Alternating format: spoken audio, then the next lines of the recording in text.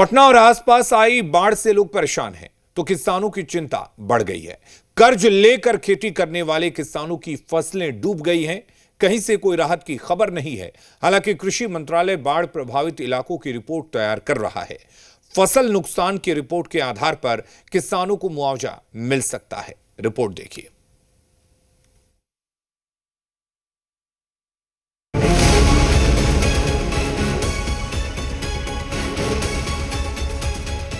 बिहार में बाढ़ आई हुई है। पटना भी बाढ़ की चपेट में है। गंगा के दियारा इलाके में पानी घुस गया है। किसानों की फसलें डूब गई हैं।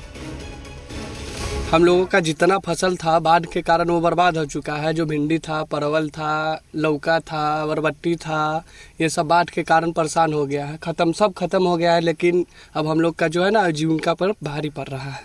अरे हम सब्जी खेती किए थे, लाखों रुपए कर्जा काट कर किए थे, वो घटे लगे सब। बाढ़ में कोई सरकार व्यवस्था नहीं दिया। कौन सी का सब्जी था? ये लौका था, घेवड़ा था, भिंडी उंडी था। इन किसानों ने कर्ज लेकर सब्जियों की खेती, न सिर्फ सब्जियां बल्कि धान और मक्के की खेती भी पूरी तरह से बर्बाद हो गई है।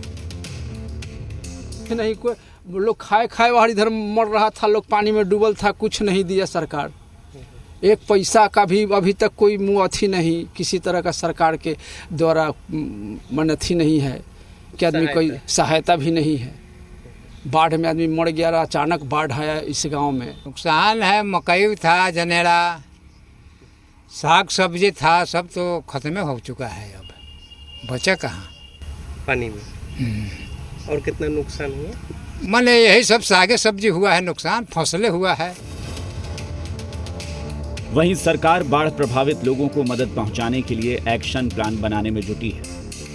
बिहार के 64 प्रखंड के 361 पंचायत बाढ़ प्रभावित हैं। कृषि मंत्री मंगल पांडे ने कहा कि पंचायतवार फसल नुकसान की रिपोर्ट तैयार हो रही है, जल्द ही भरपाई होगी।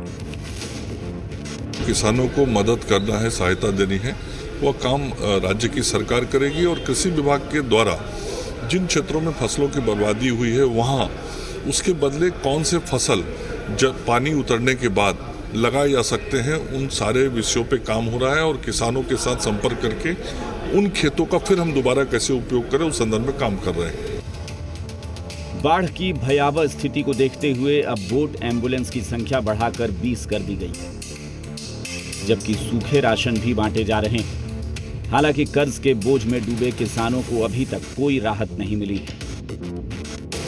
गंगा का जल स्तर घटने लगा है, लेकिन किसानों समेत आम जन की परेशानी जो है वो कम होने का नाम नहीं ले रही।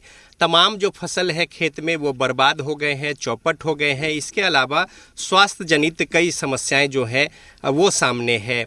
सरकार की ओर से घोषणा जरूर की जा रही है राहत को लेकर और कई सारी योजनाओं के तहत इनके मदद को लेकर, लेकिन जिस विकराल रूप से समस्या बाढ़ को लेकर इनके सामने आई है, एक आजीविका की भी संकट इन लोगों के सामने उठ खड़ी हुई है। कैमरामैन रणधीर के साथ रजनीश, जी मीडिया, पटना। बाढ़ की स्थिति को लेकर deputy CM Vijay Sinha action में है। आज लखीसराय में डिप्टी सीएम विजय